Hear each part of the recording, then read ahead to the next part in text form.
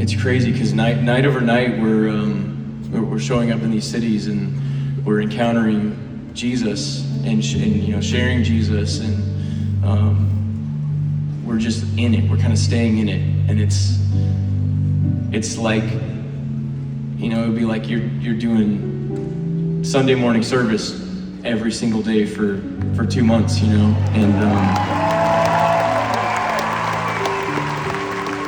just as a band, we've just been getting washed in His presence in a way that I've never experienced before, and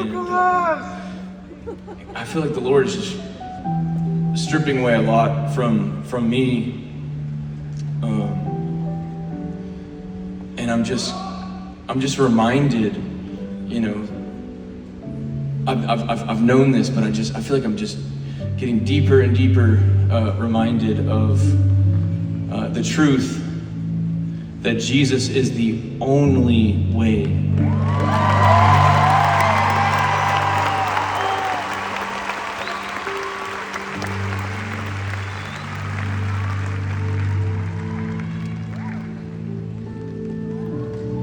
And it's just so good to have Him as a friend. It's so good to have Him as a father to hold us.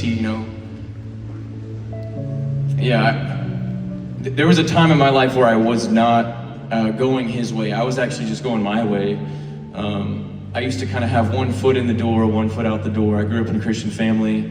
Junior high, started kind of doing some stuff. High school really was like one foot in, one foot out. And then freshman year of college specifically, I said out loud or in my head, I'm going to college not as a Christian. I'm gonna go figure this thing out myself. I'm gonna do whatever I feel is best for me. I'm not gonna go to church. I'm not gonna hang out with the Christians. I'm gonna go do my thing and chase fun, chase whatever I think is fun. And I'll put all this off till later, right? So I spent freshman year doing what I wanted, and I led myself to a just ridiculously low spot. I was full of depression, full of anxiety. My health was deteriorating.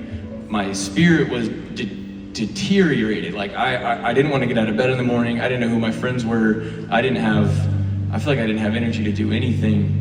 And I couldn't escape I was looking for an escape out of this mess I made. So I dig myself deeper and then I would try to escape that. And I found myself at the end of myself. And I remember specifically my sophomore year, I heard this voice in my head. It was like a little prompt in my head, and it was telling me to go to a church service. And I was like, you know what? I've tried a lot. I might as well try this if I've tried all these things. And so Google mapped a church service. Showed up an hour and a half late to it. I'm walking up to the church. There's nobody in the parking lot. There's nobody in the foyer. Open up the door, and I walk into this church, and immediately I start feeling lighter. And I'm like, whoa, like something's going on. There's kind of like a buzz in here.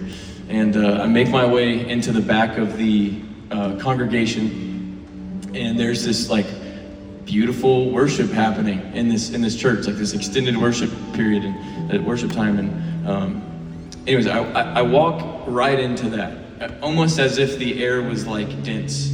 I walked into this density, and I can't really explain how, but I tangibly encountered the love of Jesus, and I met Jesus as a person. I could feel His love for me, and I fell to my knees, and I was just overwhelmed in this spirit and truth. It was like he finally cut through, and I realized what He did for me and what He did for all of us on the cross. And I got that image of Him.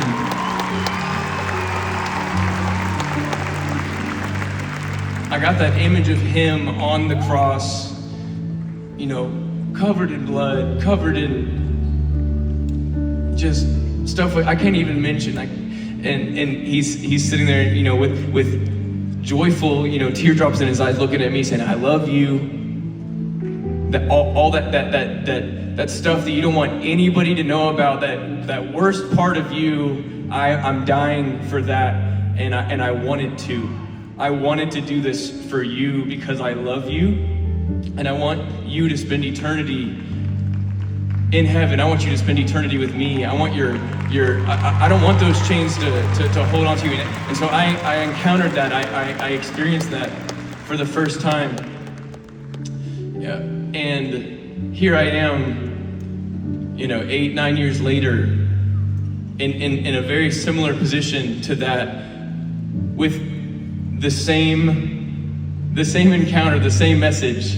He loves every single one of us. This is all I have to offer you. I know y'all came to hear some music, hear some songs, but my songs are testimony driven. I mentioned the down and then the up. I mentioned you just look at my songs, the way I can't help but share my testimony. And so if there's one thing that you get from me on this life, if my life ends tonight or tomorrow, if Jesus comes back tomorrow, you just gotta know that he is the way, he is the truth, he is the life.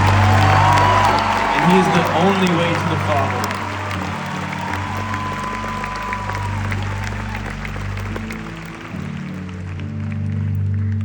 And I just want to speak to, maybe you're going to church every Sunday, but there's still stuff that you're like, he can't see that. Like if he saw that, there's no way. And I just want you to know that there's nothing that you could ever do to separate his love from you. And while we were still sinners, he died. And to the person who maybe has never gone to church, or maybe you have church hurt, your parents had you in it and someone did you wrong and they were doing some stuff and now you want nothing to do with church, and now you're kind of just chasing love, and you're the universe. And I just want you to know that Jesus is a real person, and he wants a relationship with you. And the Bible says if you confess with your mouth that Jesus is Lord and believe in your heart that he was resurrected from the grave, you will be saved. You will be adopted into his family as a child of God. And just like my granddad said, the next time you go and read your scriptures, the scales off your eyes will be lifted. I remember when I gave my life to Jesus, I felt like I could see colors different. I felt like my vision got bigger. The scales had fallen off. I could see life for what it was. I could see sin for what it was. What used to be something that attracted me, like, I can't wait to go do this, it now disgusts me. God replaced my mind, my thought, and he wants to make you a new person. He wants to give you a new birthday today. So if that's you, just say, Jesus, you are Lord. I believe that you died for me and were resurrected, and I want to be a part of your family. I want to spend eternity with you, and from today on, I'm living life your way. I'm no longer living life for me. All God's people said. So in that spirit, we're going to sing this next song. It's called Altar. Sing it if you know it.